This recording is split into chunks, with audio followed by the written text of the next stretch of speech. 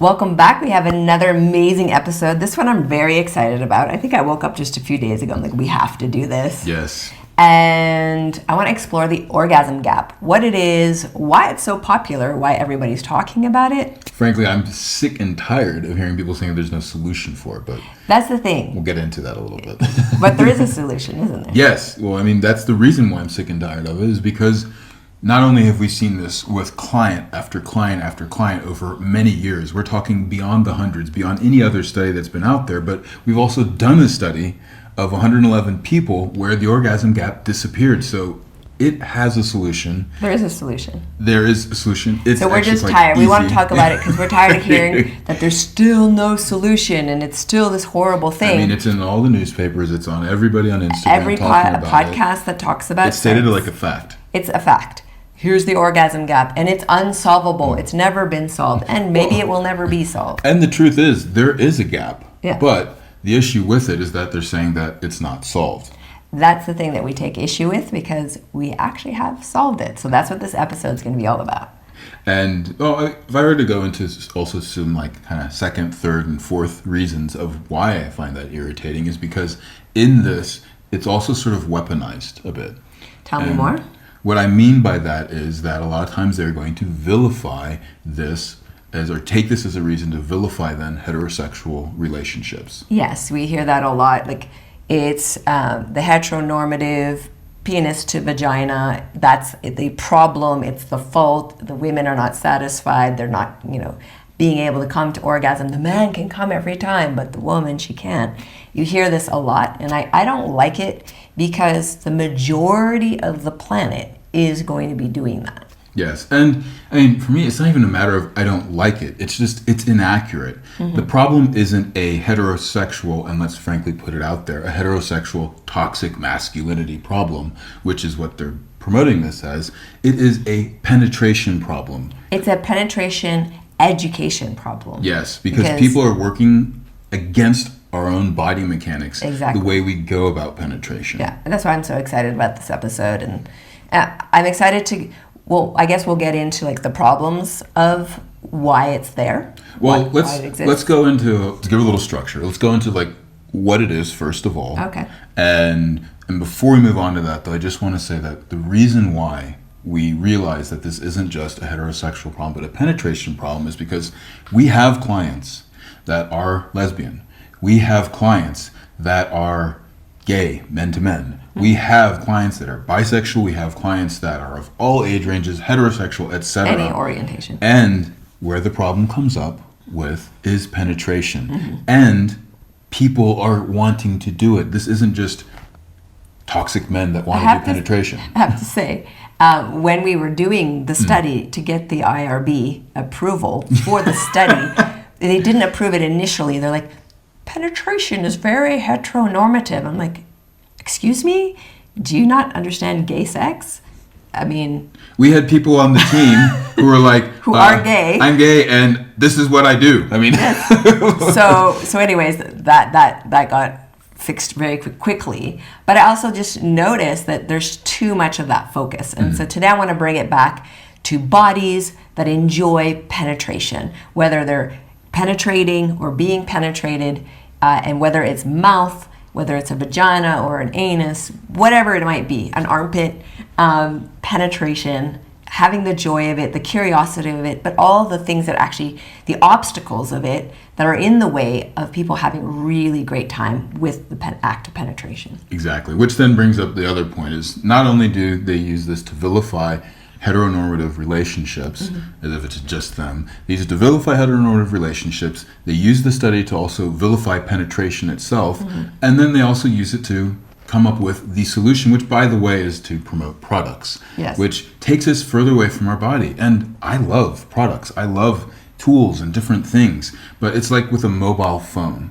If I sit there, I love that I have a mobile phone and I can call and talk to you from a distance, but if that means I can no longer talk to you person by person, then now all of a sudden... Don't like the phone. I do have an issue with the phone. Not because there's a problem with the phone, but because with now I've lost connection from my body and my ability to attune to you and be aware of myself. So we're wanting to make sure in this episode to have a look at the things that can become crutches and how you actually liberate yourself from that, where you can have lifelong pleasure and how to access that. So I'm quite excited for that. Well, but anyways, let's go back to what is the orgasm gap? Well, I actually would like to read some of the statistics. This was a study here, differences in orgasm frequency among gay, lesbian, bisexual, and heterosexual men and women in a U.S. national sample. Okay, great. So in this sample, they were looking at, what was it?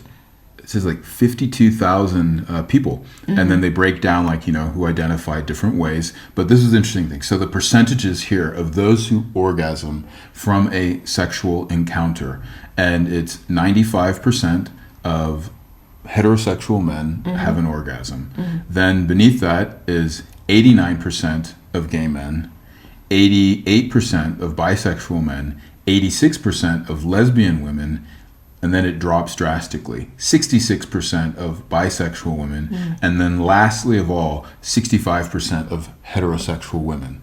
And then of course they go, well, if you take the heterosexual men and the heterosexual women, there is the biggest difference there. The biggest gap. Yeah. And it's a gap of 30%. And I believe that this gap is, don't get me wrong, something to solve. It's a challenge, and it is something that actually really isn't even that much of a challenge, though. It challenges many people. It is a common problem, but it is not a normal problem. We could reframe it as an invitation. So instead of the orgasm gap, it's the orgasm invitation. So if there is a dissonance, if one partner is not able to have that pleasure the same way the other partner is, that's an invitation for them to explore and get to know and find out what's possible. Instead of just saying, there's a gap, oh well. Well, and then the thing that I get sick and tired of hearing then is the conclusion goes, well, the reason why this is happening is because heterosexual or heteronormative, as it can even be put, sex is a problem because it's only focused on the man's pleasure and it's only focused on penetrative sex, where other people will then use other things of foreplay to bring about orgasm. It's extremely misinformed because the female anatomy, when it's activated properly and the person really knows how to move and use and breathe into her own anatomy, penetration is an extraordinary and needed experience to access deeper orgasmic experiences and states and pleasure that cannot be accessed externally. Well, and the thing is that they then say the reason why the gap doesn't happen inside of, for instance, like with lesbian women, is because they then both will go into clitoral stimulation, etc., which is very true. However, when we have had clients who enjoy penetration, and by the way, there are many lesbian couples who enjoy penetration, they will struggle just as much as heteronormative couples with the act of penetration, be it fingers, dildo, strap-on, doesn't matter, just as much as heteronormative couples. If you don't understand it and someone has pain or has numbness or, I don't know, some kind of something going on and you don't know what to do about it, it's always going to be uncomfortable. Well, I mean, here's a classic example that we have. There's one partner is struggling because they feel that they're always being pushed into, they feel that they're kind of being penetrated too soon, then it doesn't lead to a pleasurable experience, they start to shut down, and they don't really... And it hurts. And so then they don't want to have sex, while the other couple is sitting there saying, I want to have more sex, I really enjoy penetration, I love what it does and how it makes me feel, and like sometimes I just want my partner just to deal with the pain and just feel good. Yeah. And by the way, that was not a heterosexual couple. Yeah. That was a lesbian couple. And this isn't just a once-in-a-lifetime type of situation. This is something, again, why I say this is a problem with penetration. This isn't a heteronormative problem. And we even saw it with gay couples. I mean, we did bespoke with one, and they just with bottom and top. A tiny bit of just very simple adaptations that is amazing and related to your section sex method, they, for the first time, experienced long penetrative pleasure. Like it lasted like 4 or 5 times longer than normal. Yep. It felt good to both partners. And they also went deeper, like physically took the partner in deeper. So on the receiver side, they're like, I went deeper than I ever did. It didn't hurt. Yeah. And he went longer forever, which didn't hurt me. Yeah. And he was able to actually last. And normally it ends up being a shorter thing that's painful. Pleasure. Precisely. Yeah, exactly. And this thing of sex being too short and being painful, or too long and being painful, and people not feeling enough pleasure and just feeling nothing at all or pain, has been across the board with anybody. So you could even leave out what their sexual orientation is and simply just talk about being a giver and receiver. Receivers have these issues, givers have these issues, and it's because of the way that we go around sex. And as a population, we have penetration problems. And yet, at the same time, the solution isn't let's get rid of penetration, which is the part that also bothers me about the studies. Yes, exactly. Is they go, oh, well, lesbian couples, they can orgasm more, and it's because they appreciate the clitoris. And don't get me wrong, like, if there's anyone in the world that loves the clitoris, in fact, the CUV complex, it is this man right here. And I'm a huge advocate of the clitoris, so it doesn't mean we leave that out. But if you sort of say that this is the one and only solution, and then we just erase penetration, well, you're actually not listening to the rest of the world, which are not the rest of the world, the majority of the world who says, I actually want to have penetration. I mean, the number one question we get asked around isn't actually how to stimulate the clitoris. It's how do we enjoy penetration? Exactly. And that doesn't mean that we leave the clitoris out. In fact, if you really understand anatomy, you will know that you can't have penetration without stimulating the clitoris. Can you tell us a little bit more about, was there a study about penetration, and like what have we learned so far about its positive effects? I don't remember the guy's name, but that's why I also then brought it up here, because I wanted to go through this. I think it's really interesting because there are some things here that I was like, oh, I didn't even know this. So by a PhD person by the name of Stuart Brody. Dr. Brody. Yeah. Dr. Brody. And it's the relative health benefits of different sexual activities. Check it out. Because this whole article was talking about the benefits specifically of what he's referring to, or they are referring to, as PVI. Penis, vagina, intercourse, which is even worse than the word penetration, but whatever. Yeah. PVI to me sounds a bit like an STD, but yeah, it's just study. It'll help us speak more quickly about this, though, since we like to be specific on specifically PVI, is that one, as opposed to any other forms of sex, meaning oral sex, meaning anal sex. I do have maybe a little bit there because I'm wondering how they're going about anal sex on this. Correct. So I do see there are limitations to this study, but also finger to finger or finger to orifice, oral sex, as well as even just masturbation for oneself, self-pleasure, did not have the same effects on the overall health benefits as penis to vagina intercourse. And again, because of the study, I don't know how much it really is just penis to vagina intercourse versus penetrative intercourse. Because when we teach this is the most obvious way they could study it. This is the way they studied it. So what they're looking essentially, they're looking at penetration. Yes. And it is the satisfaction of one's mental health higher with penetration. Okay. The ability not to have numbness or pain. The better cardiovascular health. Optimizing one's blood pressure so that it's not too high. Hormonal, neurohormonal effects boosted specifically by the act of penetration. The biochemistry of ejaculate with penetration also has different health benefits inside of the receiving partner, but also the giving partner. So we're looking at prostate cancer goes down, breast cancer goes down, even immune function and the spread of HIV and other STDs, your immune function goes up from penetrative sex. And this is the part that really surprised me, and I sometimes I'm almost like, is that really right? Like that they were looking at the study that STDs and HIV were passed less when there is the act of penetration, and they were saying without condoms. And that was the part that I was like, I mean, I'm reporting it because that's what's in there. Yeah. I am not recommending people to abandon using condoms at this point. No. However, though, but this is part of the sperm information. It's just interesting, though, that was something that came up. But let's continue, though.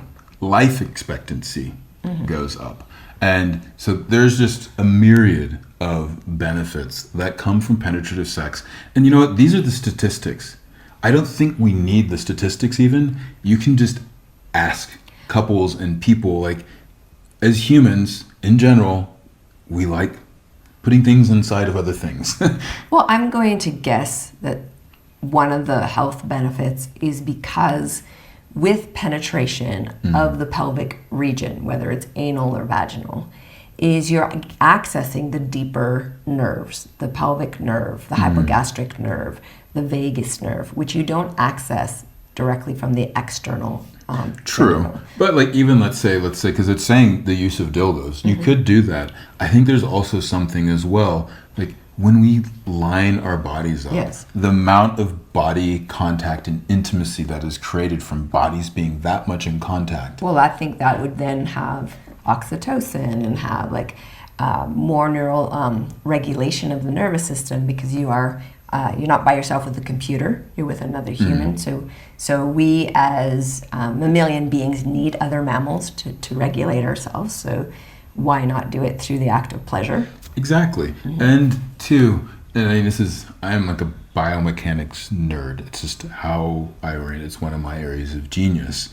And even when I am using my full body while fingering or even if I were to use my full body while having oral sex, like there is still not the same amount of the ability to really synchronize with one another as when your two midsections are joined, because then you have this full body. And it's the difference between like dancing and doing just like some kind of movement from the top, and then where your whole body is moving and you're close and you see some of the, what is the dance that you're like, is it Kizumba? Kizumba, yeah. Where you see these dancers and their whole bodies are like so sensual, moving in together. Yeah. And you see some of the formal dances, and great, like the waltz is nice and everything, but if your contact is only here, it's never the same as when it's from top to bottom. So anyways, as you see, we believe that this really does matter, and it is something that so many people talk about, and there is a solution, and we've actually even went through the study. So let's talk a little bit about that. What is the solution that is offered out there first, and then we can talk about what we're doing. Because there is the general, there's this huge orgasm gap, it's not been solved, but here's how you can attempt to solve it. So what are those? The typical solutions that are put out there? Yeah. Well, the typical solutions that are thrown out there is vibrator and lube. And again, lube, great invention. Should we depend on it? No. Should we learn how our own body mechanics make its own lubrication and how we can optimize it inside ourselves? Yes. And then can we still use the lube even then? Yes. Absolutely. Toys, vibrators, for instance. Any problem with those? Nope. Not at all. I love to pull out a vibrator. I love to use a vibrator. I love doing techniques where I create vibration with my own mouth and won't go into motorboating right now. And finger, or just, I've had many lovers that are like, almost kind of where they sheepishly will say, like, is it okay that I use a vibrator? I'm like, oh, please, like, pull it out. Let's have fun with this. Let's discover it. Oh, you have 10 of them. All right, let's go through the whole row of them and do this and have fun and experiment, because it's about being curious. However, I've also noticed, though, those lovers will then say, I feel limited by the fact that now if I'm being intimate, that I then have to stop things or pull it out, or we have people that we coach as well who are saying, it's not just my partner that's having a problem. In fact, he loves the toy. It actually makes his job easier, but I would like to just see what it would be like without it, and maybe it just feels more romantic. And which, again, this one study here by Mr. Brody, or Dr. Brody, might not be a Mr. Dr. Brody was finding that even with these things, that it does not compensate for the natural instinct that people have to enjoy penetration. So those are one of the solutions that are put out there. The other solution is that talk about your needs. Yeah, so more like talk therapy. Well, You could talk till your face is blue, though it won't solve the problem.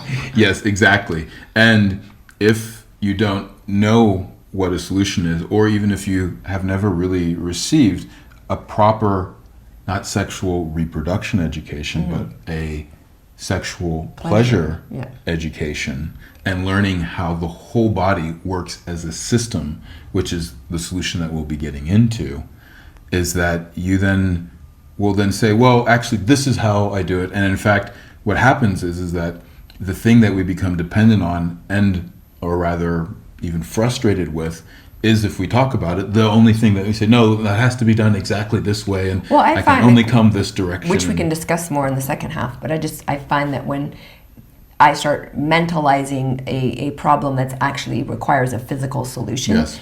I get more and more agitated, because it's not actually bringing me more in touch with if my back really hurts, and just talking about it's not going to make it feel better. Yes. I need to stretch, or I need to get a massage, or I need to get an adjustment, or whatever the thing is. Maybe something's really bad and I need to get surgery, but whatever the case might be, just talking about my back pain is not going to make it go away. And if you've only been given one solution that doesn't really solve the root cause, but it only deals with the symptom, then you will obsess on that.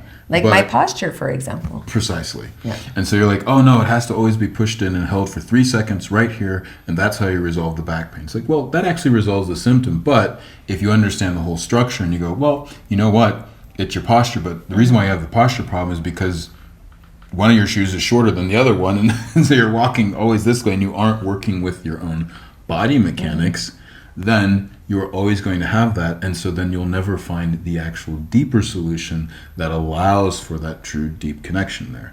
So again, we're not, for those of you who love lube, love lubrication, love vibrations and different sensations, and love toys, we're in the same tribe. However, at the same time, we want to show you that there is a vast potential so that options don't become crutches. Exactly. That you can actually expand your knowledge base, your sensorial experience, just through learning maybe a different way to breathe, for example. And even if you don't identify it as a crutch, it's just like, hey, you want to try something different. Exactly. And then if you don't like that, go right back to whatever it is that you're wanting to do. So this is completely natural that there can be even some like resistance around, oh wait, are they saying that what we've done is wrong? Yeah, we're not shaming anyone. We're just wanting to give first of all, there is a solution to the orgasm gap. Secondly, the solutions being offered are not going to resolve the orgasm gap. That's why they're saying it's unsolvable, even if it can bring things a little closer at times. And so what we're setting you up is, like, well, what is the solution? And I think if we're looking directly, specifically at penetration issues, which is what we said. So anybody across the board having issues with penetration resulting in a pleasurable experience, whether or not it's orgasm, that's a next thing, but a pleasurable experience. This is not frequent on the receiving end a lot of the times, but also on the giving end with what we call friction sex, which is what you're going to see in porn, which is almost everybody's sex education at this point. And porn is entertainment, it is not education. So learning how to have sex, make love through that vehicle is not going to be helpful. And by friction sex, we mean what you typically see in porn, which is, how do you have more pleasure? Well, you go harder, you go faster, and you go longer with something that's bigger. And you go in quickly because you're going to lose your erection. So there's all these factors in friction sex that really don't work for both bodies. So the criticism actually, again, should be directed towards the way that we're having penetration. That's why I say this is, again, it is a problem of how we do penetration. It is not a problem with men not caring about female pleasure. And we have found that even women, say, with endometriosis, which is a really stressful and painful condition to have, especially when it comes to penetration, that they even can come to a place where penetration is enjoyable when they and their partner learn a different approach. I would even go so far as to say the way that we're having penetration that creates the orgasm gap is also creating the toxic relations. In South Africa, they found that sexual dysfunction leads towards violent behavior, and violent behavior leads towards sexual dysfunction. It's the chicken or the egg. They create this cycle there, and eventually you have to look at it holistically if you want to really have a solution that covers it systemically. Well, I'm really ready for the explicit part because I want to get into some juicy details. Well, I know you do, and hey, we have the guy here saying, let's slow down a little bit and take our time, because there are a couple other things that I do want to address, because people might say, well, you didn't actually look at all the solutions that are typically given. The other one is that it should be oral sex is the solution. Again, not a problem with oral sex, but as we showed in the study, even oral sex doesn't create the same levels, especially on like the levels of the hormonal and neurotransmitters that get exchanged when you have penetrative sex, such as. And a lot of people don't orgasm with oral. So. Well, there's a whole other thing too with that, right? Where a person's like, I don't end up feeling comfortable with it, but things such as prolactin. That your prolactin levels and feelings and reporting of sexual satisfaction aren't as high when it doesn't involve pleasurable penetrative sex. And that is one of the caveats of the study. It says that it needs to be actually done skillfully, and the person needs to be able to receive it, what was it, like they said, receive it openly or something. But basically, like, it needs to be pleasurable and done in a way that creates pleasure as well. Now, they don't give any indications on how to do that. Well, this is the thing. There's very little how-to anywhere around penetration, as far as I can tell.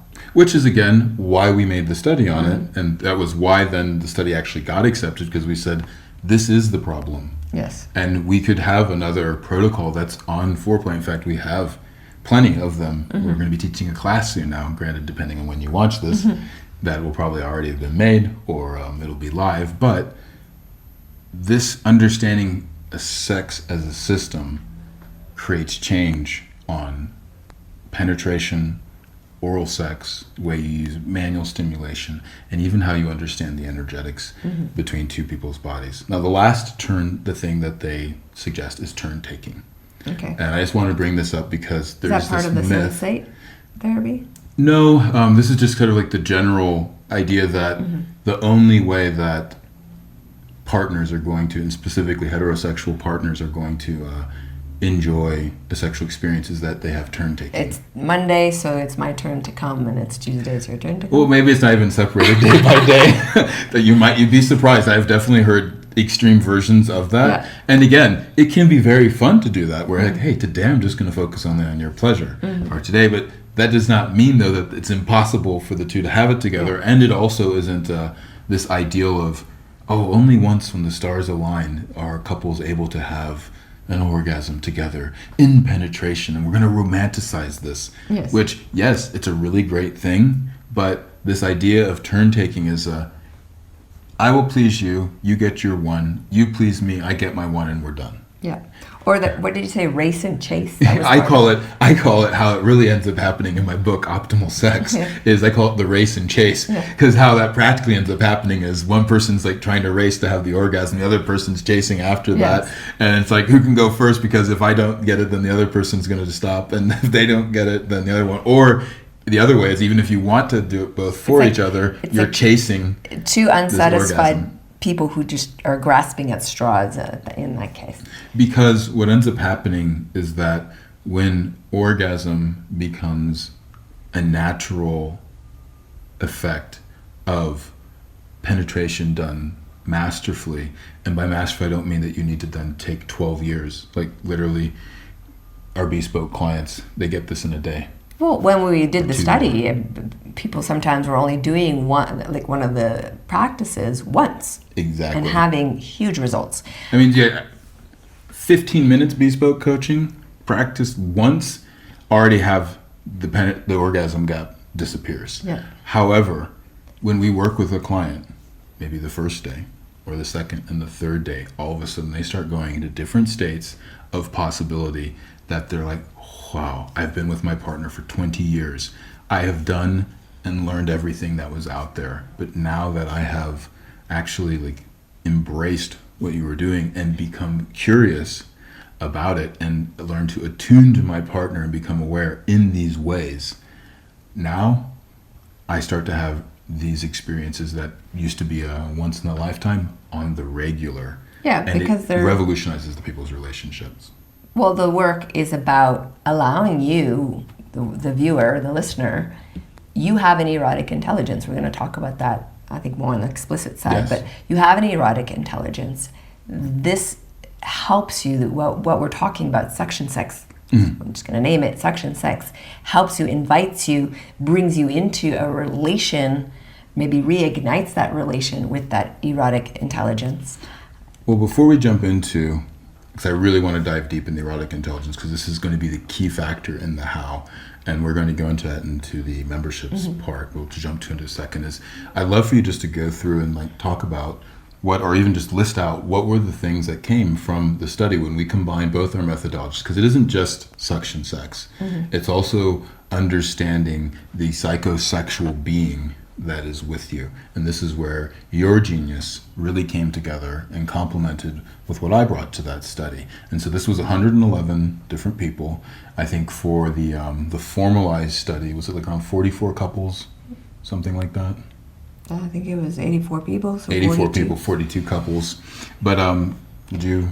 Yeah, before I say that though, the other solution that's often given if there's a penetration issue is sensate therapy. Yes, okay. And which has a penetration component near the end of the therapeutic thing, but it's really allowing people to sensualize. So we're not negating that these things are actually helpful, but when you finally come to the point where you actually want to experience penetration, there's no education, no proper education. Sensate therapy is the perfect complement Exactly. to our protocol, Yeah. because it allows for the exploration of sensation between each other's bodies, which then really preps the body for penetration. However, if you don't understand the mechanics of penetration and you go to the normal friction sex base, which is what we've seen, it will negate that, and people will then still have these problems. Correct. So the results, I'll just pull them up here and just list them out really quickly.